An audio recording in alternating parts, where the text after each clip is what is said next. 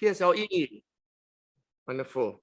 Okay, let's start officially so that we respect your time. I'm sure you're busy with your kids and at home. So please do make use of this 90 minutes, as I mentioned. Okay, yeah. Okay, so first of all, maybe no need music already lah. No need music. The music made me feel very excited. Okay. Yeah, so we have two very special speakers tonight. They have a lot of experience in terms of parenting as well as in terms of consulting and coaching. Okay, so you can see on the left is Chee Siah. Chee Siah has appeared in the newspapers for many occasions. Sometimes her whole family appears in the newspapers. So she has like coached thousands and thousands of couples already, in terms of their marriage as well as in terms of parenting. And she herself she has 3 lovely kids. Later she'll share more. So please really just keep asking her questions. She'll be sharing some case studies later. And Liang Seng, who is the organizer of this entire webinar, he is going to generously share with us all the insights he has when it comes to building resilience as parents in terms of finances. Because a lot of times, maybe our kids become more and more resilient, but if financially we're not resilient, then we become a burden to our own kids. And then we sort of drag them down. Okay, so Liang Seng is going to share from that kind of perspective. He's also the founder of something very unique called the Personal Finance Map. Yeah, I've seen it before and it's really amazing. I wish all financial planners can use something like that. Yeah, Liang Seng is definitely in the top few percent in terms of launching something like that. So he will be sharing that Personal Finance Map at the end of this entire webinar. I understand there's also a lucky draw. So Liang Seng has sponsored a lucky draw, altogether 3 times $10 Grab food voucher. Okay, it's just for fun. You can use it to reward your children, say like, oh, you studied so hard, mommy wants to give you bubble tea or something along this line. Okay, so please do stay all the way to the end for the lucky draw. Okay, it's going to be very interactive. So please just take out your paper and pen, take a drink, take a cushion, and make yourself very comfortable. Okay, so remember to keep asking questions. Without further ado, let me introduce our first speaker, and that's Chee Siah. She'll be sharing her own unique perspective when it comes to how to have conversations with kids, how to build resilience into your kids' life so that long after they become independent and move out of the house, they will continue to be resilient. So can everyone please join me in giving your loudest applause, virtually, literally, for Chang Chee Siah. All right, thank you, Eugene. Thank you so much, parents, for being here with us on a Tuesday night. It's just awesome to know that we are in the presence of parents who care about our kids' well-being. And today's topic is going to be on resilience. I think what better way to talk about resilience when we have just journeyed through 2 massive years of pandemic ourselves and coming out pretty strong and being here today. All right, so I just like to get us started on the first question to ask ourselves. All right, I'm going to invite you to just think back in these past 2 years, right? It's for yourself. I would imagine that we all have overcome some challenges. We all have faced some pretty drastic change over the past 2 years. So I'm just going to invite you to just think back, maybe think back of one incident or one challenge that you had to overcome, that you had to really work with. What has been, or what was one protective factor for you? What was one element that actually helped you to journey through that time, right? So that you can be here with us today. All right, so can I just invite you to type into the chat, what is that one factor or 2 factors, if you can't narrow it down to one, that you find this is really important in allowing me to be able to journey through the tough time? All right, just type that into the chat. Okay, what is that 1 or 2 factors for you over the past couple of years that have really helped you to journey through this time of change and transition? All right. Okay. Just let me hear from you in the chat. If you could just type that in for me.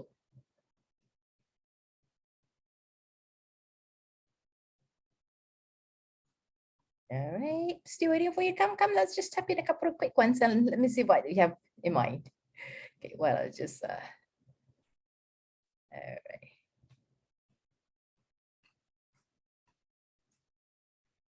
Thank you, Elora. Faith and hope. Wow. That's such an important factor. Family. Thank you, Lansing. Stay calm and enjoy the moment, staying in the moment. That's so beautiful. So we have Adeline who is staying in the here and now, and at the same time, the importance to have faith and have a hope for the future, right? And in the here and now, there's family to support us. Lovely, lovely. Actually, you can go home already. Yeah, that's my topic for today. That's 4 of my okay. All right, yeah. So we're going to talk about resilience, right? So by definition, resilience has been defined as the ability to bounce back when we meet a challenge and then bounce back to where it was before. Recent development is not just resilience where you bounce back to where you were before, but I think there's this term called anti-fragility, right? Where you not only bounce back, you actually went even higher than where you were before. Okay, so all those are great. I think whether we bounce back to where we were before or even or went higher, that's in the future, right? I think resilience is really when we're at the bottom, when we're on the way down. What are some of the protective factors that would help us not to stay down? Or even when we hit the bottom, how do we get ourselves back up? And I think we ourselves have already journeyed through that. So I just wanted to highlight a few of these factors, which I put it into 4 C's for tonight, just so that we have a way to handle to discuss about them. All right. Personally, I find that resilience need to be developed during the good times, the hard times, when the difficult times hit. That is when we need to put skills in place in order to help us bounce back, right? So we don't develop resilience when things are hard. We develop resilience when things are doing well, so that we can build the muscles, right? So a bit too late to build muscles when we're or a bit too late to learn how to swim when we're stuck in the sea and you don't know how to swim, right? So a part of that is really now is in a time of calm. What can we do more intentionally to build resilience in our child so that when they face difficulties, that they are able to have the skill sets to bounce back, right? And so another quick question for us, when you talk about resilience, right, the ability to bounce back, right, do you think it's nature or nurture, right? If you think it's nature, that means some people just have it, some people don't, right? Or do you think it's nurture, that we may not have it, but we can actually learn how to be resilient, right? Is it nature or nurture? Okay, Adeline says it's nurture. How about the rest? What do you think? Is it nature or is it nurtured? A mix of both? Yeah. Okay. Both? Okay. Nurture? Great. All right. It's a bit of both, absolutely. However, I'm gonna argue that it is first of all nature. Okay, and I want to argue that, not argue, I want to present the option that we are all seed, right? Or our child comes to us as a seed. You see, a seed has the inbuilt desire for growth, right? And in order to grow, you need to overcome a lot of challenges. You need to, first of all, break out of the shell. They see how the seed have to die before it can become life. You need to adjust the environment. So there is this internal innate desire to keep growing. And in that space of the need to keep growing, we need to be resilient in order to keep overcoming all these challenges that we face as we grow. So I believe that, first of all, we all have that desire to grow, for growth, right? So that is innate, right? So how can we then provide that environment? And so this is where the nurture comes in, so that the seed can grow to the best version of itself, right? And even if you look at the seed, we give it the best environment and it will grow up to be strong and healthy. But you know, there are seeds where if it's not in a good environment, it will still grow. Right. So by nature, we are resilient. By nature, we're resilient. So what are some of the protective factors we can put in place so that we can be more intentional in building this resilience in our child as they grow? Right. So I'm going to share with you the 4 C's in building resilience. I think some of you came to this webinar because I have posted on my Facebook post about my journey with my girl. I will share with you what she said and how we actually put into practice these 4 elements in our journey with her. All right. So the very first C we're going to share with you is about this. All right. Okay, so this one came from research that was done by the Harvard Graduate School, and they did research on the science of resilience, right? So what they did was they were wondering like why some children can thrive despite adversity, right? So they compare kids who from similar background, and this particular study was about abusive background. Kids were just from like really, really difficult background. And then as they track through these kids, they find that there's a bunch of kids that somehow end up thriving, right? And then there are a bunch of kids who just didn't do as well. And they're just really curious, what is a common factor among these kids who end up thriving? And this is what they found. Okay, this is what they found. All right. So I'm not going to have you read the whole thing, but I just want to highlight this. Okay.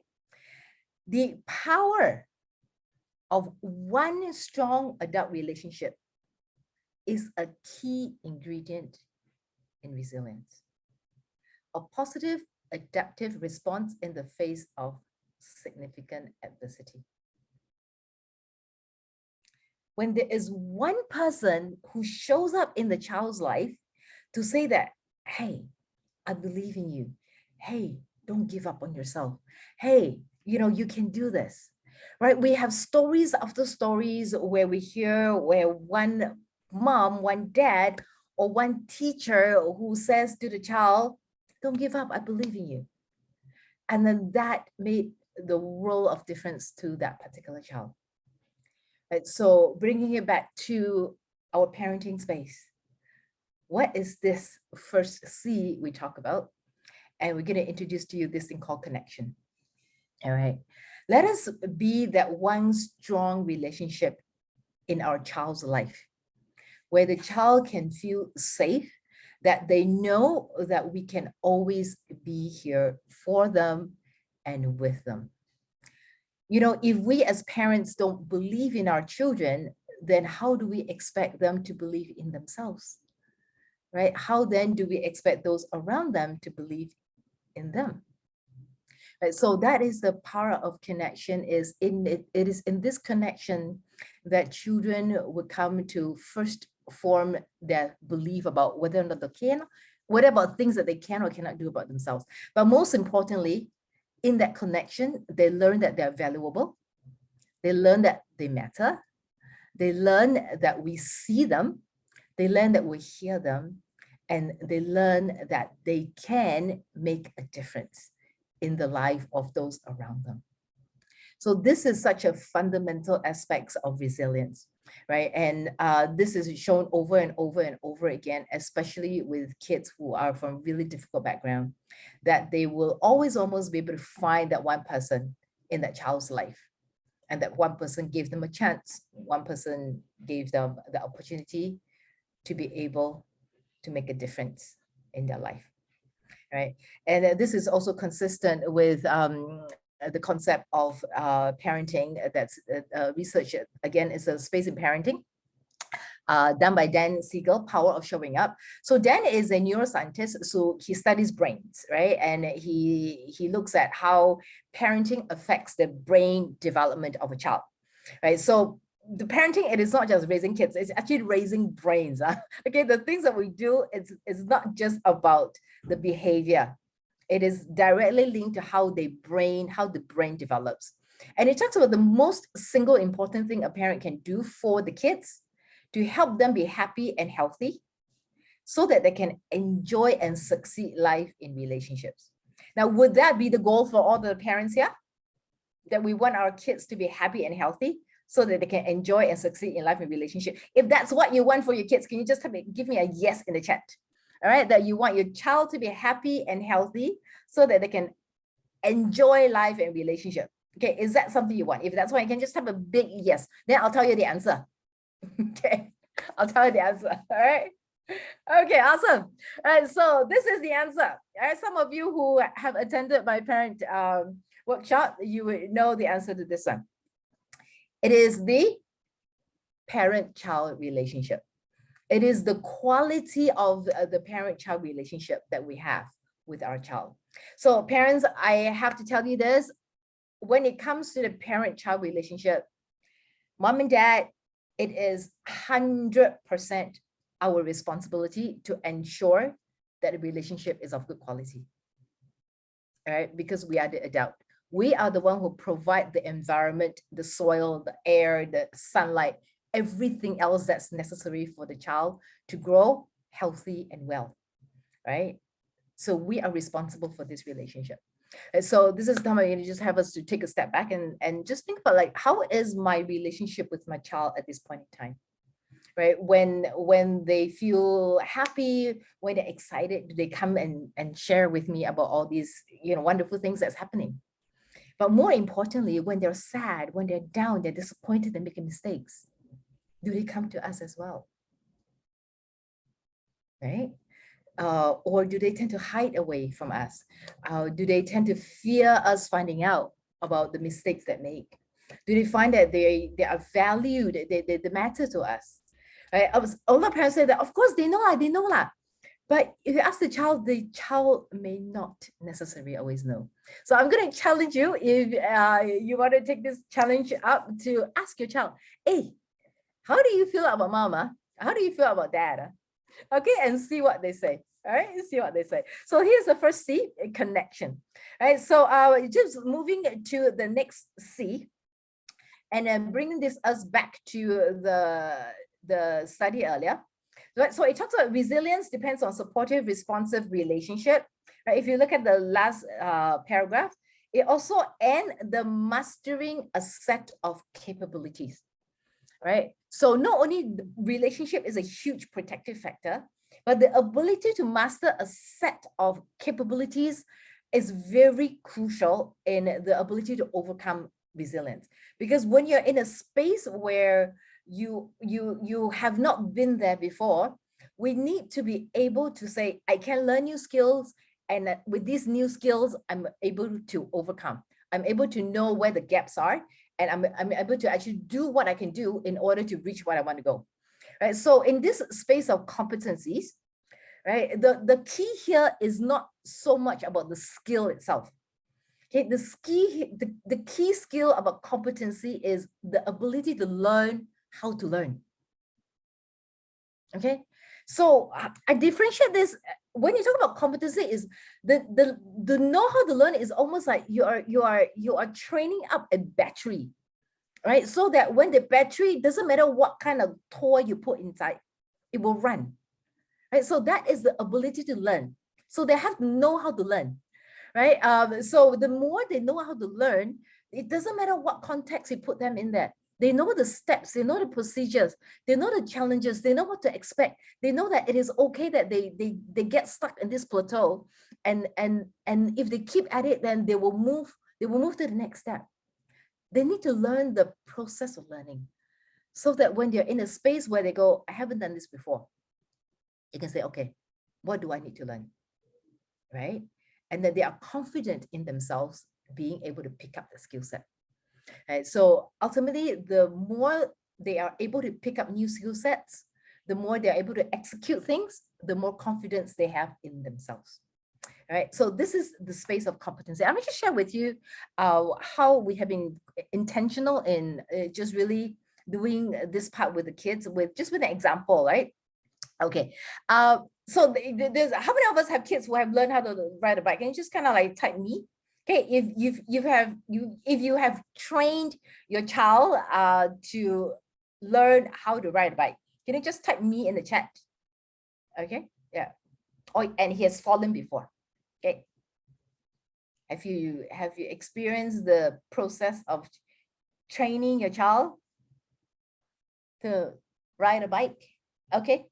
All right. So if not bike, then think about a sports or something that you do together with the child. Okay, you do together with the child. All right. So let's just use this bike incident. Okay. Now I'm going to just type in the chat, right? What skills can the child? So on the broader picture, right? The child is learning how to ride a bike. So this is the motor skills, right? So what other skill set can we use this particular scenario of the child falling off the bike? He got hurt. What other skills can he learn? Or what other skills can we be intentional as a parent to help the child learn in this journey? Okay, let's type into the chat. What other skills can the child learn from falling off the bike? Okay. That when he learns this skill, that it can be transferred to a future learning experience. Okay, thank you, Alice. All right, balance, see far ahead. Okay, and not to give up and try again. Nice. Okay. All right. Okay, fall, it's all right. It's not how many times you fall, but how many times you get back up. As long as you don't give up, we can always do it. Absolutely. Okay, so Alice, very interesting. Our balance on one hand is in the here and now, but yet you need to see far ahead. Okay, far ahead could actually help with the balance, or it could help the child not bump into something. Okay, learn to focus. Okay, get up again. Yeah. Okay, it's okay to fall. Just get up and try again. Okay, he can learn to assess the situation and try to get out on his own. All right. Now, you see all these things that you have written down, right? These are all learning things that the kids need to learn in this learning process, right? So the actual skill itself is about bike riding, right? But in order to learn how to ride a bike, he has to learn a lot of other things as well, which can be transferred to next time if he learns to play, I don't know, an instrument, or he is stuck in an assignment that he doesn't know how to do, or he finds something that is really difficult and he tried really hard and he failed, right? And he could be getting on the bike and you fall again, getting on and fall again, getting on and fall again. All right, and then, hey kiddo, what keeps you going? Like, you're bleeding already. How come you're not giving up? What is it that is helping you not to give up? Okay, all right, and remember we talked about learning is not plain sailing. There will be difficulties, right? So how can you overcome difficulties? Right. So when it's difficult, are you going to give up or you're going to keep trying? Can you try something different? Right? Do you need mommy's help? Okay. Yeah, wound hurts, but it will heal. And sometimes to learn something, we might get hurt in order for us to be able to gain something. Right. So there are many, many lessons that we can be imparting to our child so that in the future, they are confident in their ability to learn.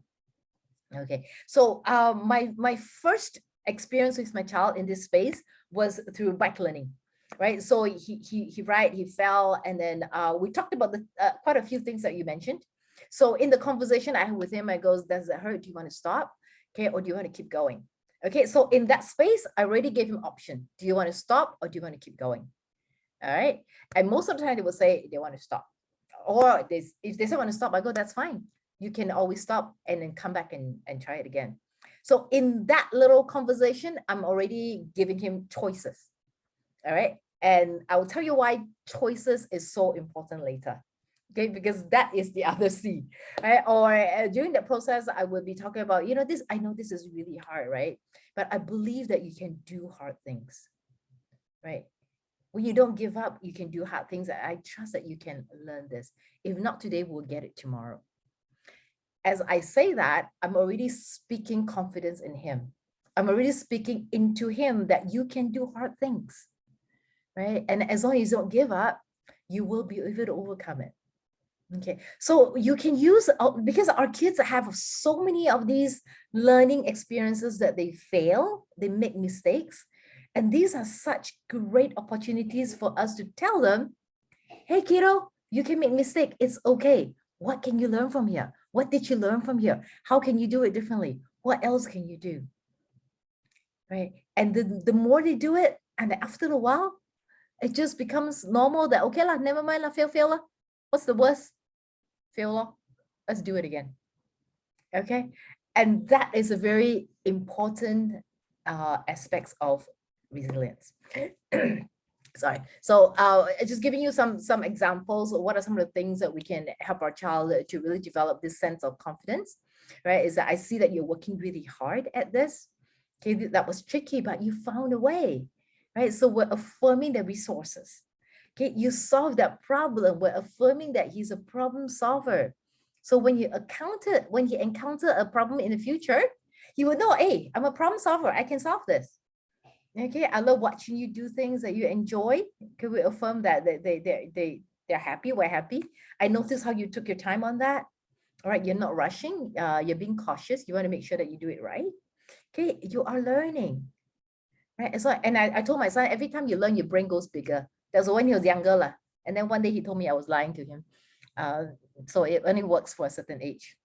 Okay, so the second C is competency. All right, so can I just invite you to, I forgot to ask you to type in. Okay, the first one is connection. All right, can I invite you to type the word connection in the chat? All right, so connection is really about the quality of the parent-child relationship. Okay, and if you also type in competency, okay, connection and competency, right? Okay, connection and competency. Awesome. Okay, I want to show you a video clip of a friend of mine.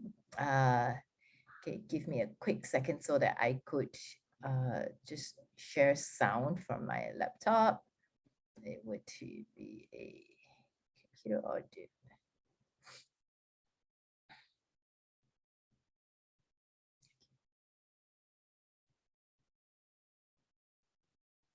All right.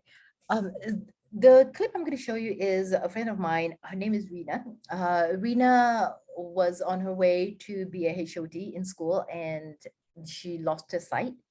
And that she is now in her 60s. I'm going to invite you to just hear her story and hear what are some of the things that was important for her to be able to overcome this very, very difficult period of her life. And I'll tell you what she's doing later. Okay, so she's an overcomer, and this is Rena.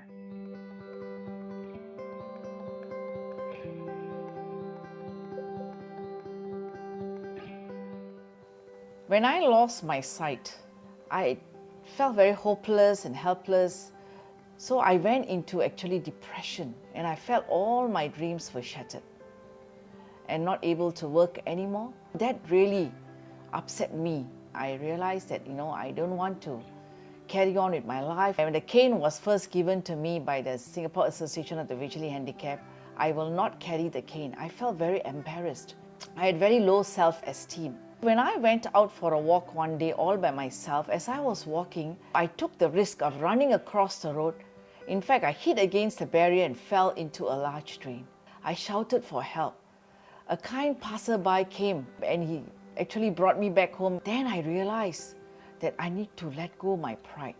That is the time I opened my cupboard and I took my cane out. I felt very courageous. I felt that yes, I need to humble myself and I need to ask for help. While I was going through that, a friend of mine also called me. She actually invited me to go to her home. Actually, when I went there, it was a real turning point in my heart. I was very shocked to realize that the people there were all with multiple disability. I realized, hey, these people have lost more than 1 sense, but yet they're living life well. How about me? I only lost 1 sense, only a pair of eyes. I'm sure I can live life certainly better than them. That is the time I began to slowly take control of my mind. I realized that I can use my other senses. I also realized that, I need to accept my blindness. I need to focus on what I can change and not to focus on what I cannot change. I began to learn new skills like, first I need to go and learn the iPhone. I started learning slowly with a voice in the phone, and then it helped me to listen, and I was able to do WhatsApp, messages, mail, podcasts, and even Facebook, and I'm also a YouTuber. I'm still learning.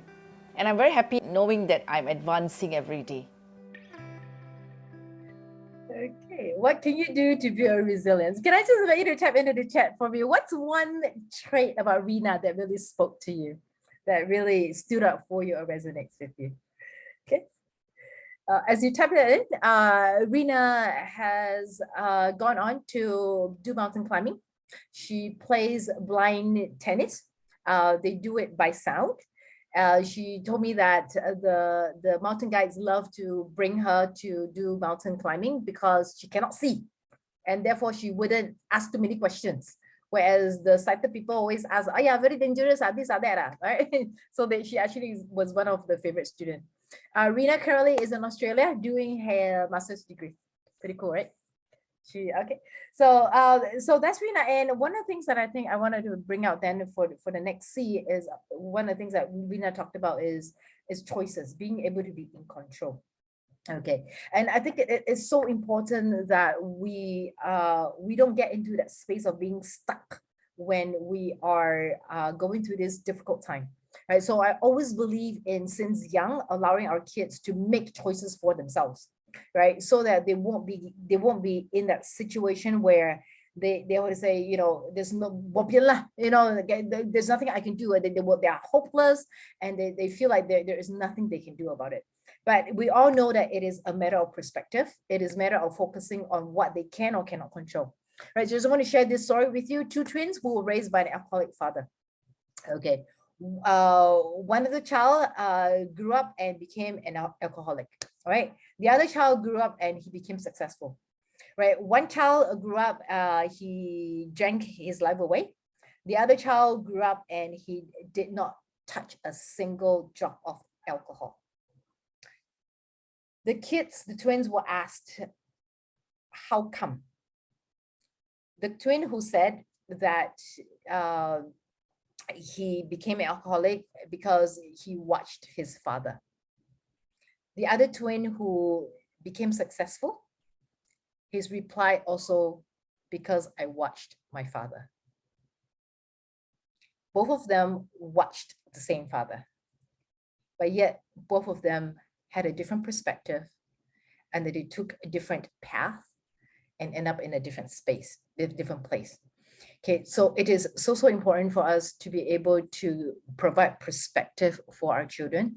It's important that when they're young, that we don't come from the right and wrong space, but really just expand and expose different things for them so that they learn to make choices for themselves, right? So in that space of perspective, I can't do it versus I can do it. It's just really a matter of how you look at things. Right. So since young, provide that space for our child to make choices so that they are always open for options, always looking for what other ways can they do things differently. Okay, I just want to do a very quick, I know we're talking about how to develop that in children when they are young, but I think the impact of it is really when they're a little bit older. And so recently, last year, my son, when he went through PSLE, he didn't do well, so he didn't go back to Cat High, right? So Cat High cutoff point was 13 LA 13, you know, PSLE new system.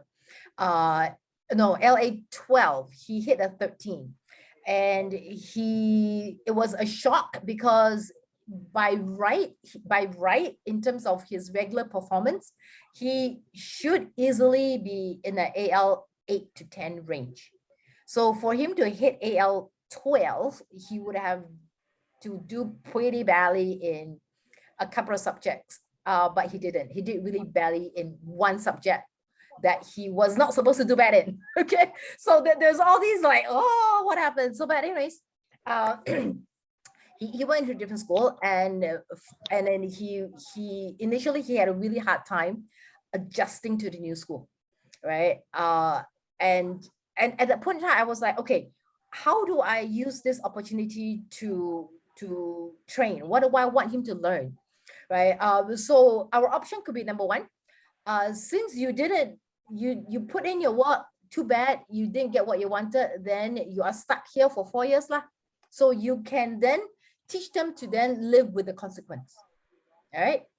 Or I was like, okay, so if you really don't like this and you've given it 2 months, what can you do if you wanted to exit the school? What are your options? Right? So we begin to explore options. Okay, so then we give it a, if you wanted to go back to Cat High, these are the things that you need to do. Right? These are the options. Okay, do you want to work for it? Right? So at that moment, he had 2 choices. He could stay or he could work towards heading back to Cat High, which will require him to work very, very hard academically, but he's not like that. He's a bit lazy one, right? So then now that there are two options, then he gets to choose, and then he gets to decide what he needs to do in order to achieve what he wants to achieve. Okay, so rather than just having him stuck in the environment where he felt like everything was just like horrible, which it wasn't, but I think it's just his experience, right? But so again, different situation, different values. You can use different situation to kind of like pick and choose what would be most helpful for your child to learn, and then that would be something that would become part of their experience, right? If you don't like something, you don't have to be stuck in it. Explore other options. Okay, so that is choice, right? Choice is about options. Choice is about having control over the outcome, right? Can I just invite you to type the word choice into the chat, please? All right, choice. And I will introduce to you the last C. Who would like to guess what the last C is? Any guesses?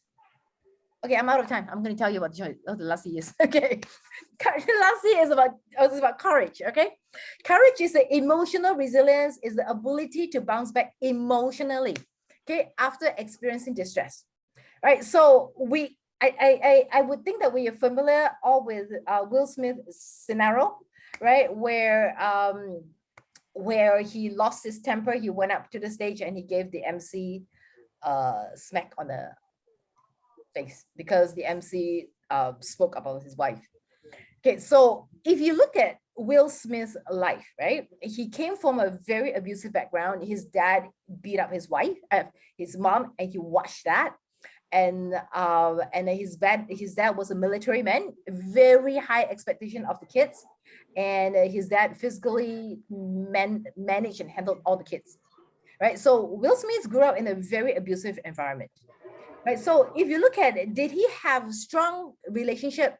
Yes, his mom was strong. Like he had that one person in his life, and he probably had a lot of other people in his life as well, right? That helped him to or gave him opportunities. He also probably had mastery. Oh, this guy definitely has a lot of mastery over a lot of skills. This guy is talented. Okay, does he have choice? He has a lot of choices. Okay, but what could he be lacking? Okay, this is where we find so in the therapy space, when we look at it from the lens of therapy, is that this is emotional resilience, right? He was not able to manage, he was not able to be able to release or express his anger, right? So probably whatever he was going through when he was young, at this time and age, he got triggered just like that. All right, and he reacted the way he wished he could have reacted when he was young. Right. So this is a space of courage, because it takes courage for us to look into our own emotions, right? Look into our emotions. So very often, especially I think in the Asian context, when we look at feelings, right? If you look at this feeling wheel, let me see, where's the positive? The positive is like from the orange, the one in the middle, orange, all the way down to red, right? The right side of the wheel are what we call the positive emotions. Right. And we love it. We love our kids to have positive emotions. They're happy, they're engaged, they're intrigued, they're excited, they're loving, they're peaceful. Right. All these emotions, we welcome them with open arms. But however, when our kids are showing us these difficult emotions, when they're angry, disgusted, they're afraid, they're sad, they're like, they're hurt, we are not as quickly, and we're not as welcoming for them to have these emotions. And sometimes we even send them to timeout when they're having a hard time. Sometimes when they're having a hard time, they couldn't express their emotions and they're crying and they're screaming, we punish them for having these big emotions. right? So with these emotions, especially the difficult ones on the left, emotions are energy emotion. So literally what you need to do is express them. So when you're excited, you express them, right? You don't go, I'm very excited. You don't like hide it. You're affectionate. You go hug people, right? It needs to be expressed. But we don't allow expression of negative emotions. What do? You either suppress it, and over time it becomes depression, or you suppress it until one point you cannot suppress anymore. Like water that's trying to keep the ball down, it's not going to happen. It's going to bounce back out. It's going to become aggression, anger, whatnot. So it's either inward or explode. Okay, so it is so important for us to be able to provide this space that just allow our child to feel and to express these difficult, big negative emotions, right? And it takes courage, right, to say I'm sad, right? I'm afraid, right? I'm scared that I will fail. These are emotions that requires a lot of courage to say that. Okay, so some of the words that we can say to our kids when they're in this difficult space, I can see how this is hard for you. I care about how you feel. It's okay to feel angry, all right? Okay, even when you feel your worst, I love you. This one is the most important. Okay, even when you feel your worst, I love you. I love you not because of your feelings, not because of what you do. I love you because I love you. All right, I will stay here with you, okay, until you're done. I'm here for you. Right, so these are really powerful words that we can say to our kids to allow them to express their emotions. Okay, right, so forces of resilience, connection, competency, choice, and courage. Can I invite you to type courage in the chat? Okay, once you type that in, let me just wrap up with my little story with my girl. Okay, so this girl, just a very quick background. She grew up having a lot of physical symptoms. She's forever sick, and that academically, she's standing here. Academically, she has been borderline, fail, borderline, and then it did well, and then fail again, borderline, fail, and then okay. So there were 3 exams she did well in: Set 2 streaming, Set 4, and then A level, right? And all these exams, she was really unsure of what would the results be. Okay, so miracle happened. She did really well in her A level. She ended up going into a program that she wants to go in. So we were just talking, and we happened to be preparing for this workshop. And I go, hey, you had a pretty tough journey in terms of your school life and your health. What were some of the things that helped you? And she was like naming a few. And I a bit thick skin. I go, hey, come on, this is about parenting. Your mother must have done something to help you. It was like, hello. So she's like, you guys were very supportive. Right. That was the way. You guys were very supportive. You're always there. Even when I'm down, you were there. Okay. So out of the 4 C's, which one is that? 1, 2, 3, or 4, do you think? You guys were always there. You're always supportive. Yeah. That was the connection part. Okay. All the little skill sets that I told you, I shared with you about building competencies, giving choices, and the courage, she would have like no recollection of what I did, right? She's like, I did it, like, and which is perfectly fine. I want them to own it, right? That they have overcome it. That is their credit, right? But connection is something that they will be very conscious of, that they know that we're there for them. Okay, yeah. So with all that, just to wrap up, one thing is we're being able to then give hope to the child. Okay, hope is such an important factor because they need to be going for something that's bigger than themselves, that's beyond the here and now, right? Enjoy the here and now, but yet at the same time to strive for the better, but to strive for growth, not necessarily better. Okay, so coming back to this one, okay, the one concept that's most important in parenting is about the parent-child relationship. And a quick, just drop in. I do have a program that's called Force Up the Parent with Calm, which is still ongoing right now. My next intake is in July, August. If you want to look for ways to build stronger relationship with your child, very much focusing on the connection, which I strongly believe is the basis of parenting, right? So just drop a text calm to the number there, and I'll be more than happy to send you the information when it is available. All right, thank you very much. I'm so sorry, Lansing, I took up 10 minutes of your time. Okay, Eugene, I'm gonna hand the time back. Thank you, Chee Siah. Okay, can everyone please give some words of affirmation to Chee Siah? I've spoken to her many times about me as a parent and as a husband, so highly recommended. And I'm also in her course. It is something really much needed in Singapore, very, very lacking. So please remember to text, maybe somebody like Chee Siah, you type in the Zoom chat again. Yeah, so that they remember your number, now that the slide is gone. So without further ado, our second speaker, who is the organizer of tonight and also the sponsor of the $10 Grab food voucher, Liang Seng has more than 10 years of experience advising many countless of families when it comes to their personal finance. Right? At first glance, personal finance doesn't seem to be related to resilience, but as a 46-year-old man, I can tell you that it is very tightly linked, right? Because if as parents, we don't even manage our finances well, then definitely in the future, we'll drag down our children's future, right? So even though they are resilient, but we just keep giving them more and more financial problems, and then it'll break them as well. So I hope you fully pay attention to Liang Seng. He has a 4-step framework as well, not C, but some other letters. So please take your paper and pen and let's welcome Liang Seng.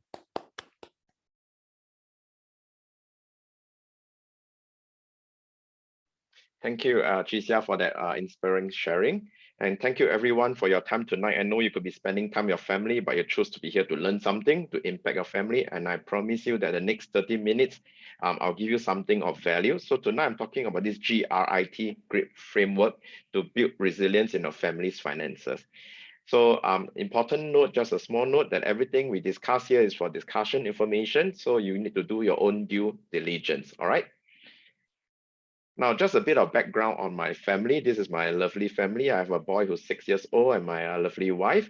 So I was not always in this financial planning industry. It was during the 2008-2009 financial crisis that I sort of lose my job, right? And I thought, what can I do to be in control and yet do something meaningful and can help people? And that's when I saw this financial planning industry, and I joined in 2010. And since then, I've been helping family with their financial planning. And last year, I started this personal finance map.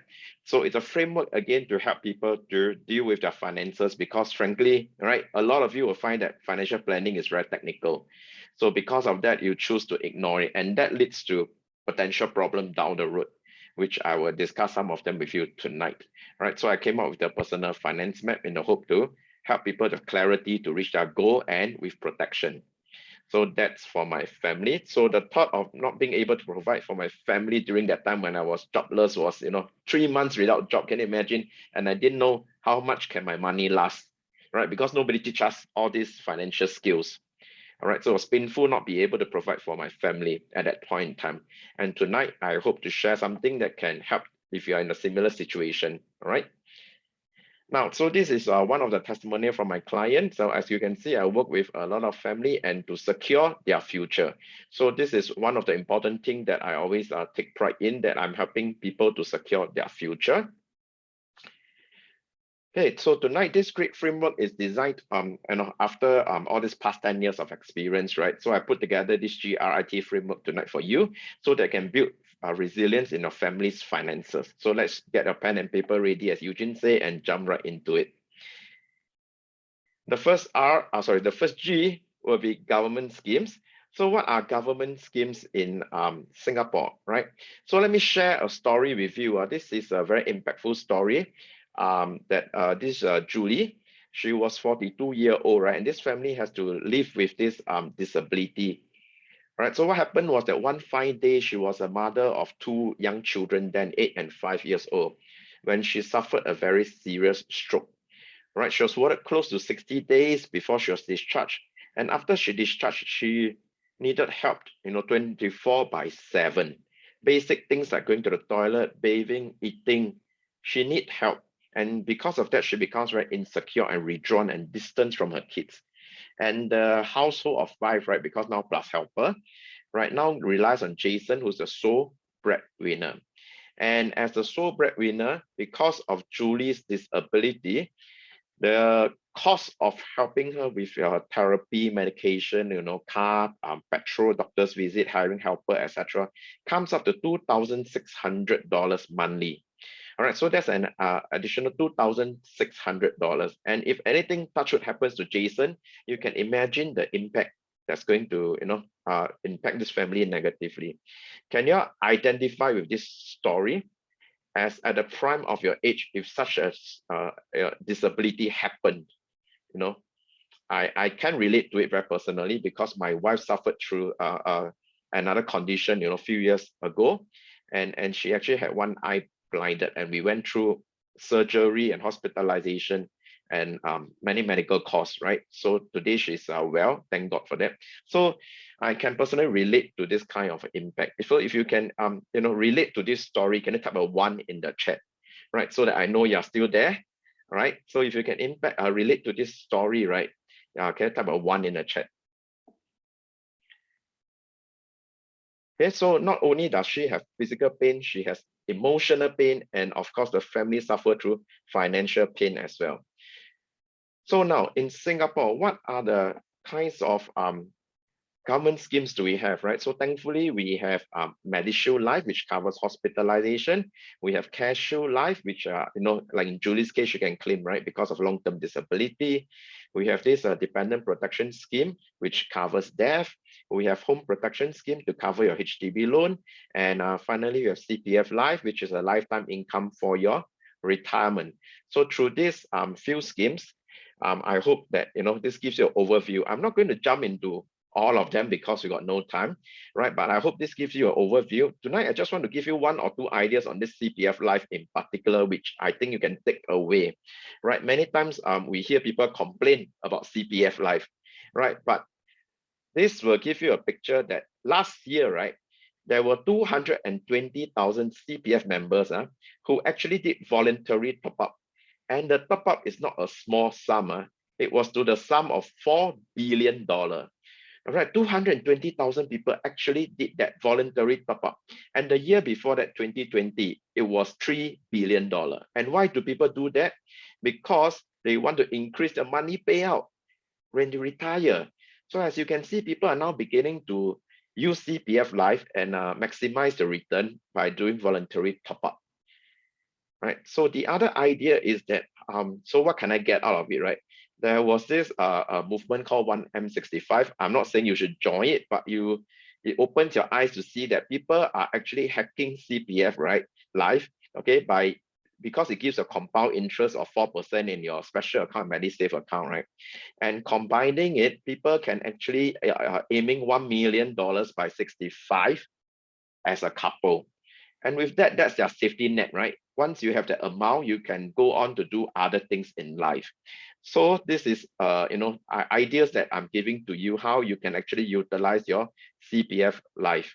All right. So if you're unsure, we can have a discussion about it. Okay. So tonight, a lot of things are, it's going to be, we took to take it offline because there's too much to cover, right? Okay. Now, the next important topic in resilience in the finance is your retirement. Okay, let's have some fun here. Can you share in the chat, right? Once you retire, where is your money coming from? Is it A, from your investment, B, from your CPF, C, from your children, D, from lottery, or E, annuities? Can you just type in the chat, A, B, C, D, E, where is your money going to come from once you retire and you stop working? Okay, let's see. A, investments, lottery. Okay, no, B, okay, CPF. All right. Okay, any more answers? Okay, A and B. All right. Thank you for the answer. So, right. So a lot of you say A and B, right? From your investments, from your CPF, right? So I'm happy that none of you actually type, okay, one type B, I don't know. Right, and that's exactly what we are here to discuss about, right? When you say, I don't know, but it's going to happen right down the road. And we got to start planning for it now. So I'm very happy that none of you actually type C, which is your children, because seriously, children is not our retirement plan. All right. So I can understand that a lot of us are sandwich generation, right? That means we have our parents to take care of, we have kids to take care of, right? So we are the sandwich generation. And imagine if your parents, right, were to keep asking you for money like this comic, right? From the work salary man, right? Then I think the relationship is very strained. Right, I think Chee Siah need to come up with another webinar on parent-child relationship on this topic. Right, the relationship becomes very strained, and every time your parents ask you, going to go for holiday, want to do this, do that, and I ask you for money, I think sooner or later you won't see each other. You say bye-bye to each other because it's very stressful, right? So thankfully none of you type C. Okay, so that's good. Now, the other thing I want to share with you, right, about retirement is that we are such loving parents in Singapore, we tend to spend more on our kids than on ourselves. So the survey has shown that Singaporeans tend to spend 2.5 times more on their kids than what they will set aside for their own retirement. All right, so we are excellent parents because we spend more on the kids than on ourselves for our own retirement. But in this way, you might just become a burden to them in the future, right? So we do not want to be a burden to them. So it's time to rethink how we allocate our spending. Then the other survey shows that actually majority of you here are women tonight, right? So that's what I can see from the guest list. So women are actually less financially prepared for retirement. All right, so this is the result of a survey. And why is that so? So I think the answer is in the previous slide, because you tend to spend more on the kids, right? So my wife is the one who like to buy toys lah, books lah, food lah, sign up my boys for enrichment class. So the ladies tend to have this nurturing factor, right? That you want to give the best to your child. So as a result, you tend to sacrifice your retirement. Okay, and tonight, if there's one takeaway, I say, ladies, you got to own it and take control and do some planning for yourself as well. So I salute you for being so sacrificial. Like this a lady here, she wished she had do some planning when she was younger, buy a property or invest, but she either didn't have the money or didn't think of it, right? So now, recently there was this OCBC scam, right? So everybody heard about this scam, yes? So out of the news, there was this article that caught my attention. This guy, a 43-year-old, actually lost not 50K, but 500K, $500,000 to the OCBC phishing scam. Right, and in it, he says that since young, he worked hard, he's a civil servant, he lived a simple lifestyle, and he saved this 500K over a span of 20 years to lose it in just 2 hours. Right, but ladies and gentlemen, saving 500K in the bank is not retirement planning. Okay, very simple, because you are losing money to inflation. All right, so it amazes me, when I read this, that somebody actually put 500K, earning a 0.05% return in the bank for his retirement planning, right? So now, how do you build resilience in this piece of retirement planning then? So the steps usually when we do is to set a goal, all right? Define your retirement goal. At what age do you want to retire and how much do you estimate you will need per month? All right, so there will be a discussion on this. And then after that, you have to assess your current situation to see how much do you have currently, right? Or what resources can you put in currently to see whether if you're on track. And once you've done that, of course, the next thing to do is to close this savings gap between your goal and the current situation. So we try to bridge that. How do we bridge that? Is to see how much can you accumulate, how much can you maybe reduce your spending and save more, and what kind of instruments should you use. Can look into CPF Life, you can look into supplementary retirement scheme, SRS, or you can even consider private annuity, all right, or retirement plans. So there's a few things which you can do to actually plan ahead. All right, so later on you will see that the earlier you plan, the more buffer you have, all right, for your retirement. right? So this is for the retirement. Now, moving on, I'm going to touch on this important topic, but it's a very heavy topic that's called investments. Okay. Now, a lot of people, when they hear investments, they go, "Oh no, this is something that for the professional is not for me." All right. So now I'll tell you why you need to look at investments. Okay, because Singapore's inflation rate has risen to 2.4% in January. It's probably higher now, right? To the highest level in more than 9 years. So remember that OCBC story, if you were to put money in the bank, it's going to lose its value due to inflation. In fact, saving money become a paradox because you are losing money, you're wasting money by putting it into the bank. All right. So this was what I seen last month, when the petrol price was going up, right? Somebody posted this and says, my wife wants me to take her somewhere expensive. So I took her to the petrol station. All right. So just for fun, please don't bring your wife to the petrol station. I think you will need Chee Siah's help after that to patch back the relationship. Okay. All right. Okay. So I was looking, what were some of the things that it has risen up in price recently, right? So as I mentioned earlier, petrol price, it has gone up about 30%, compared to last year. Electricity, yes, electricity. If you were paying your electricity bill, you would have known that the price has gone up by about 23% compared to last April. And eggs, right? If you are do grocery shopping, you will know that eggs has gone up tremendously, nearly 57%. Now, can you type in the chat for me? What else have you noticed that has gone up due to inflation? Can you just type in the chat? What else have you noticed that has gone up due to inflation? Any one of you do your spending? Okay, let's see. Kopi, yes. All right, coffee has gone up. Chee Siah was just sharing with me. Her Starbucks has gone up in price, right? Yeah. Yes, Cecilia, grocery. Right? Yeah, Chee Siah, your Starbucks gone up in price. At hawker food. Yes, right?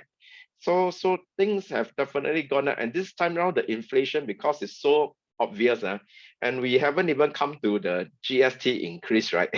The price of all these necessities has already gone up by so much. So really, we have no choice but to look into investments to grow our money, right? And this is how I define investments. No big words, okay? It's just basically, I'm using it loosely tonight.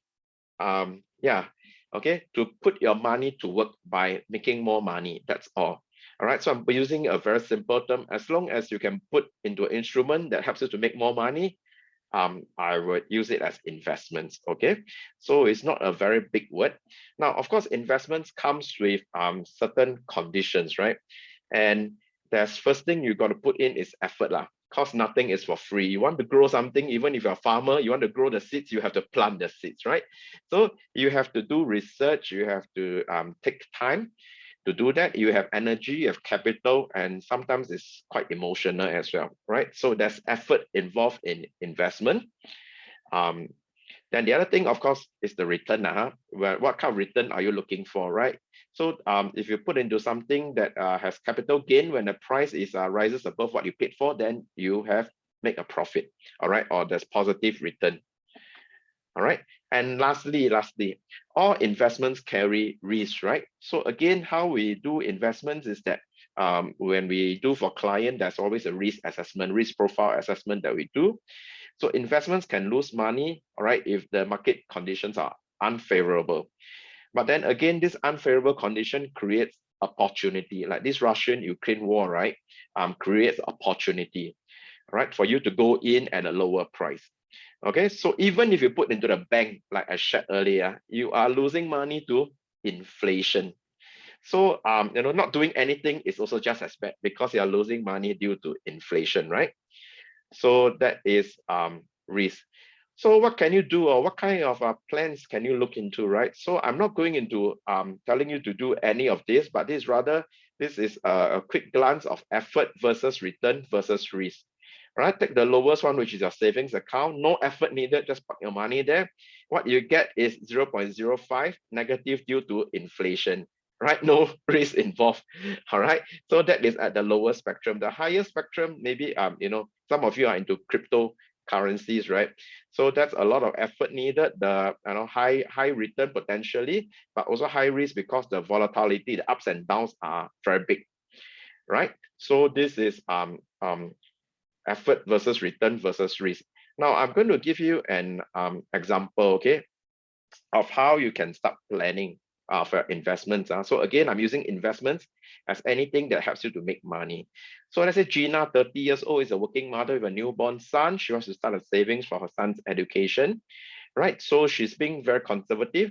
She can do something like an endowment, right? I'm sure you have heard of endowment. It's just a savings plan. She parked X amount of dollars. In this case, it's 8893, okay, maybe 4D 8893 over a period of 10 years. And at the end of it, she wait another 10 years. So total is 20 years, right? And at the end of 20 years, her $88,934 will give her a maturity pay of 145,000. All right, not too bad, So this one is low effort because she just has to pay her premium. All right, the return, okay, is considered relatively okay, slightly higher than inflation, 3% over. All right, the risk is also low because she don't have to do anything other than paying her premiums. And there's a portion that is guaranteed. All right, so this is suitable for those who are more conservative. All right, this is something that you can do. Now, for let's look at another example who wants to plan for retirement. Okay, so John, let's say 35, a working professional, wants to start investment for his retirement at 65. So when we do retirement planning, one of the things, of course, we look at the time frame. So you can put your there are different like I said, risk profile, right? Risk appetite. Okay, so we have to know what kind of profile John is. Okay, so effort is probably low because when you do something like this, you do regularly, right? What we call dollar cost averaging. The return potentially can be high, the risk can be high as well. All right, so we look at a time horizon. He has a time frame of 30 years. So maybe he can afford to be a bit more aggressive or growth oriented, right? And then so look at long term always, right? Diversification, we want to invest across different sectors, different classes, different assets, different countries, different industries. All right, so this is how we mitigate the risk, all right, by having diversification, not putting your eggs into one basket. Right, so these are the few things that John can consider when he's doing his investments to help him. Okay, so far so good.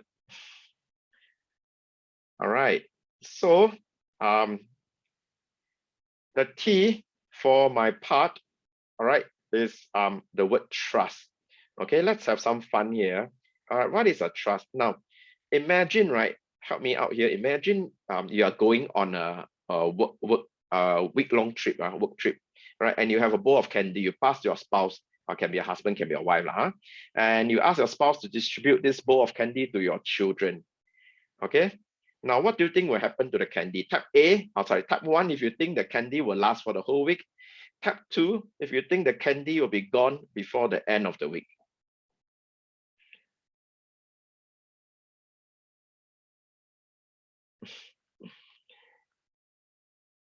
Yes, okay. All right, two, okay. All right. All right, any more? Thank you. Yes, all right. So you are right. Likely if you hand this bowl of candy to your spouse, before the end of the week, the candy will be gone. Then your child either get a sugar rush, or a toothache, whichever it is, right? So, and that's what a trust seeks to do. Or rather to address, right? A trust is just a legal arrangement whereby you are called the settlor. You created the trust, right, by signing a trust deed, and then you appoint to a trustee. Now, this trustee can be a person you trust, or in my case, I work with this precepts group, all right? They can hold and manage the assets for you. And for who? The asset is for the beneficiary who will enjoy the benefit of the trust. Now, there are many reasons why we want to do trust, but one of the main reason is because of this, later I'll share with you the main reason. Now, but you will ask, what's the difference between a will and a trust? Okay, so just some differences. A will is also a estate planning tool, but it takes effect after you pass away. whereas a trust takes effect immediately. And then a will only covers property that is in your name at the time of passing. A trust can cover property that are transferred into the trust account. And a will is a public document because it needs to go through the court probate process, whereas a trust is a private, can be private, carried outside of probate. So that's the main difference between a will and a trust. All right, so main reason I want to share with you is to delay the inheritance. And why would we want to do that? Because imagine, right? Let me know if this sounds reasonable. Most couples, right? You work hard and then you have your HGB, right? Maybe worth 700K. You have your money, your shares, your stocks. We get another 300K. You have life insurance payout 800K, or your CPF savings 200K. So potentially on your departure, you could be leaving behind 2 million for your family. Fair enough. Yep. So if your property is worth more, then of course your value of your estate goes up. Then what happens is that if you give away too early, right, or immediately after death through a will, the consequences is like what you have seen in the candy example. The inheritance will be spent away too quickly. Or the other way around, is your child matured enough, right, to receive so much, when they are 21, all right, suddenly they get an inheritance. And what do you think they are going to do with this amount of money? Because they never handled so much money in their life before. All right. So there was this news article about a 20-year-old Lamborghini driver, who drove this Lamborghini and the car flipped. And not only was he injured, the passenger who's only 21 was also hurt.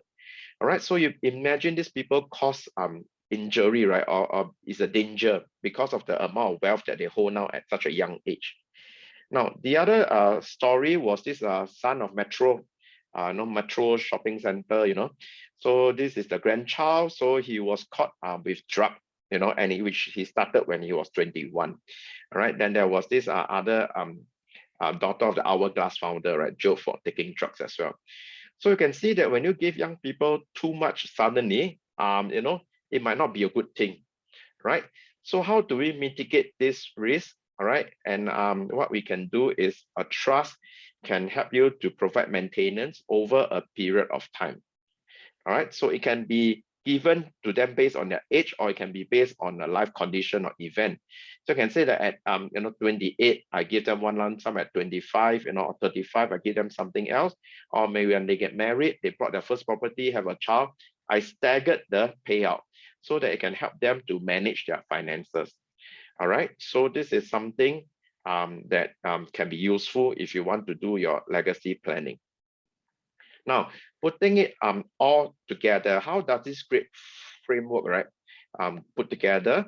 Let me share with you how it looks like. So when this is your wealth accumulation and this is your age, when you are before retirement, all this G, right, which is the government scheme, offers you the protection. Then we have the investments, which will help you with your wealth accumulation. The R, retirement, will comes in, and that's when after that you consumption, right? So you tap on what you have accumulated. And lastly, the trust actually helps you with your distribution. So that's the GRIT framework over a lifetime. So as you can see, it's not a one-step process, right? It's over a lifetime. And that's when, as an advisor, I review and I work with the clients throughout their lifetime. All right, so it's not something that can be completed in a day. It's a process. So I hope this puts into the GRIT framework into a very clear picture for you how to utilize this framework. Now, I just want to end with my last testimonial. This is from another couple who I've been working with for since my early days.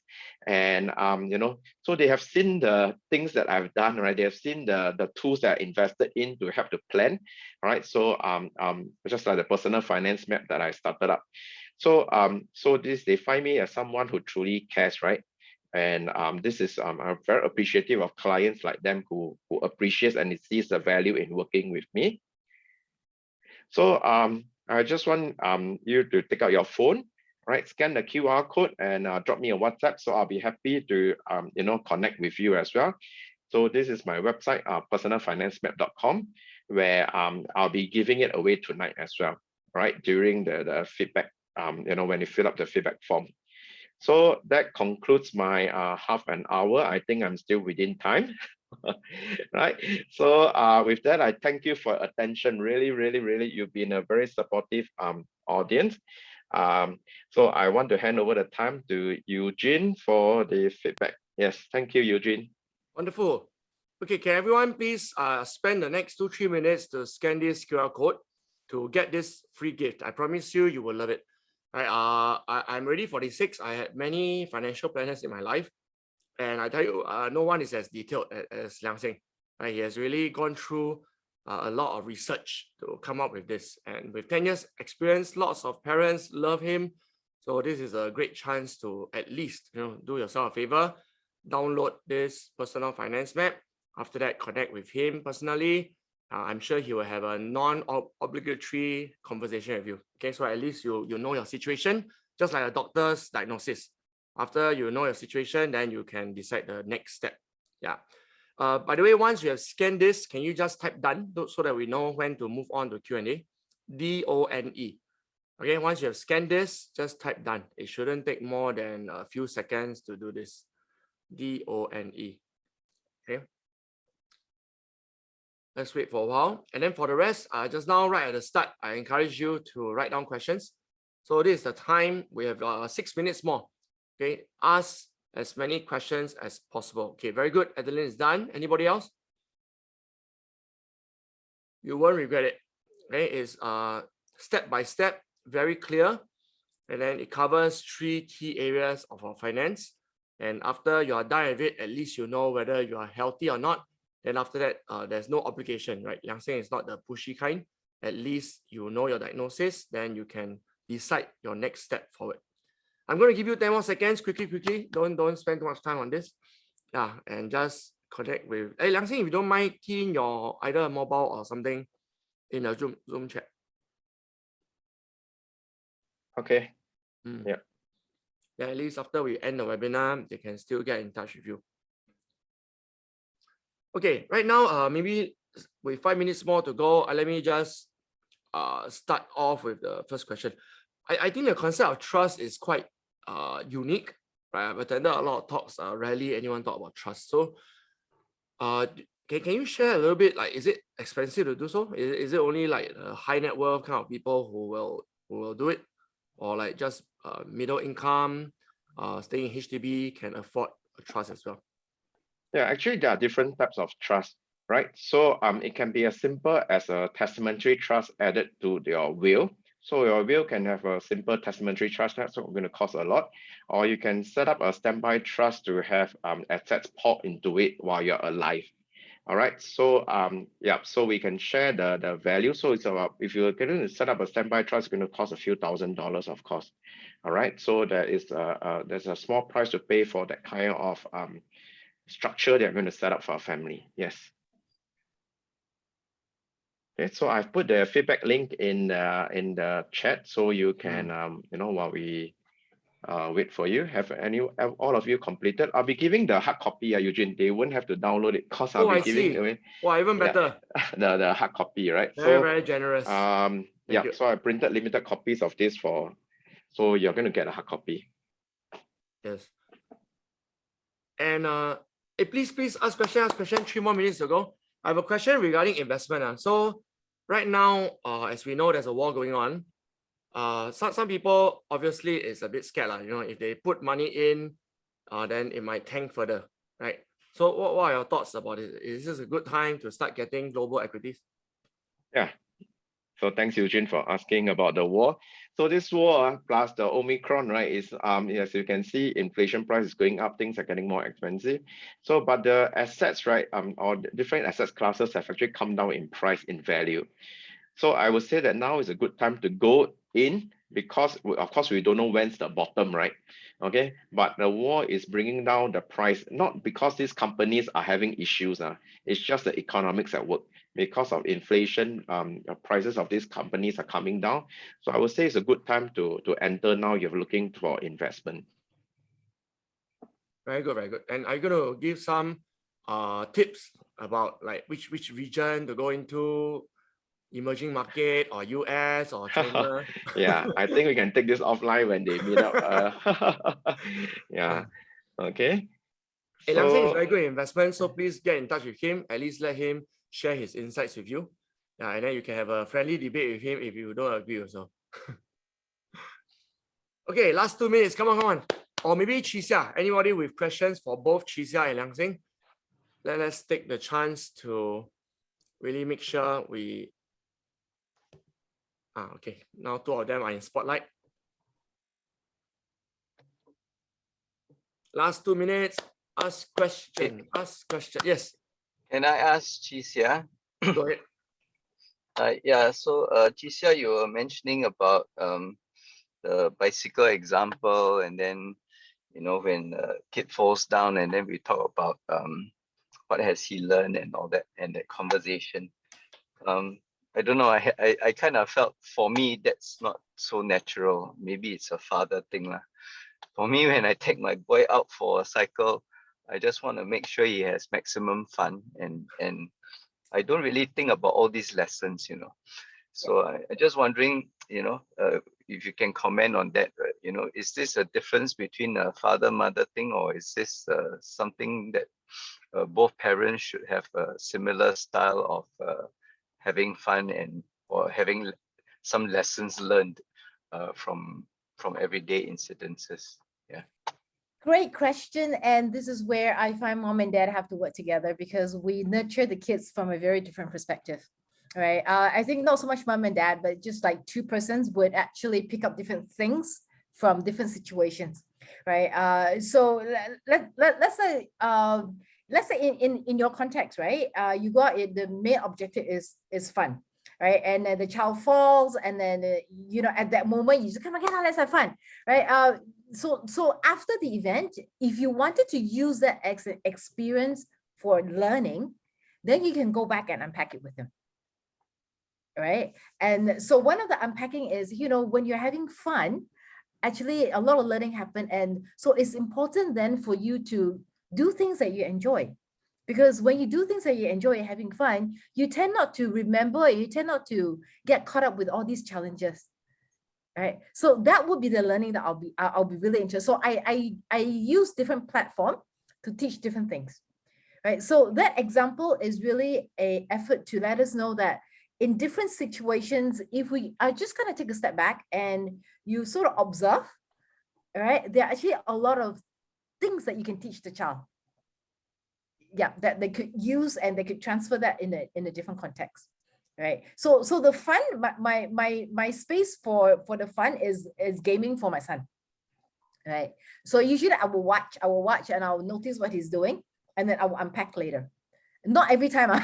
Then he was like, "Mom, stop talking to me." Right. Yeah, not every time, but usually there is 1 or 2 lessons I find, hey, that is something that he could be intentional and conscious about. Yeah, then I will highlight that. Does that answer your question? Yes, thank you. Thanks for asking. Carson, highly recommend you join Chee Siah's course. You won't regret it. There's a lot of support.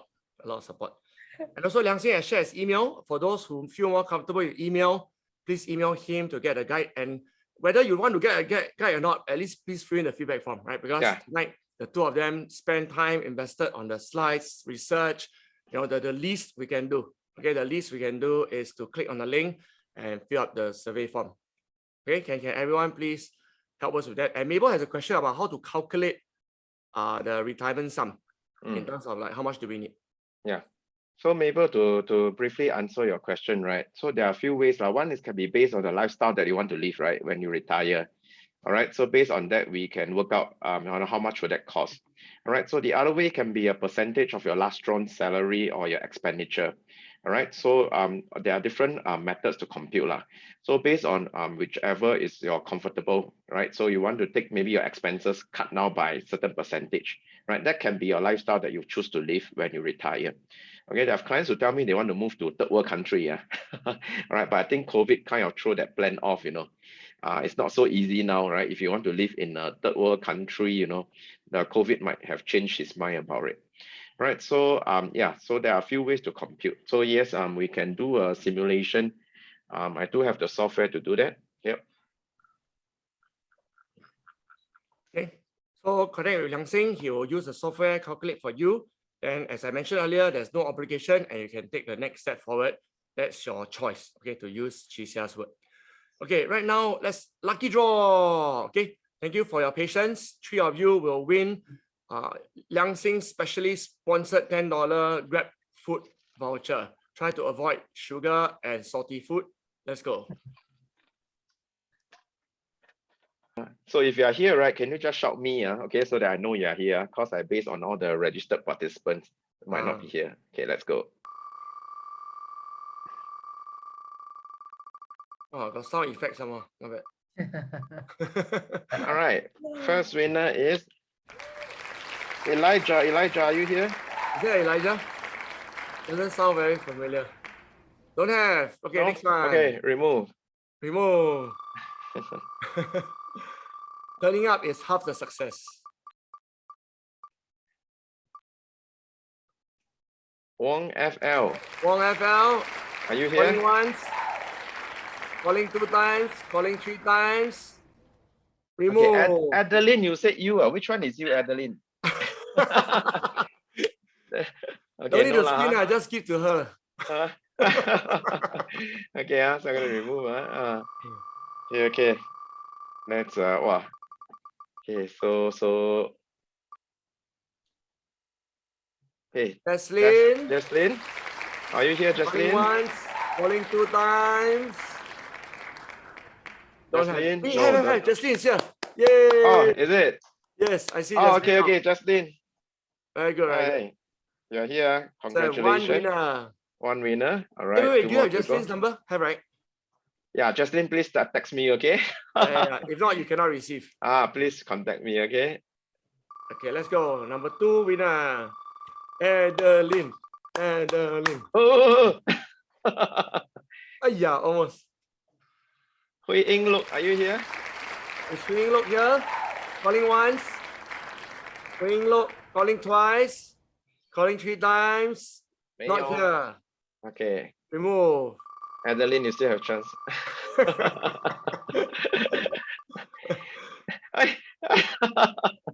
Wow, wow. Wow. Adeline, is this you? Okay, you should get it.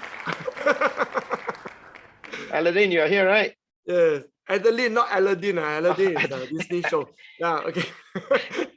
Okay. Third one. Yeah, That one, Adeline is here. okay, last one for the Yay. night. Okay, now third and final winner. Jenny Chu. Jenny Chu, I'm sure she's here. I saw her Yeah, name. she's many here, times. right? Jenny, can you just say Jenny, are you here? shout out? Can you? Jenny. Can you raise your hand? Oh yeah, she's here. Okay. So Jenny, you're here, right? Yes, Okay. congratulations. Hey, the 3 of you remember to text Liang Seng. If not, you will never receive your. If not, I will eat my food myself. I think you need to lose weight, Liang Seng. Yeah. Okay. Okay, so please join me in thanking both Chee Siah and Liang Seng. Right, they really invested their time in this. Yeah, thank you. Yep. And please connect with them either online or offline. And please fill in the feedback form at the very least, right? Even if you don't want anything else, just at least fill out the feedback form. Thank you very much. Okay. Thank Good you, night. everybody. Good night. Okay, remember to hug your children. Apply all the lessons here. 4C and GRIT, everything. Thank you, Alice. Thank you, Jenny. Thank you. Adeline. Thank you. Congrats to the winners. Thank you, Dahlia. Thank you, Carson. Thank you, Timothy.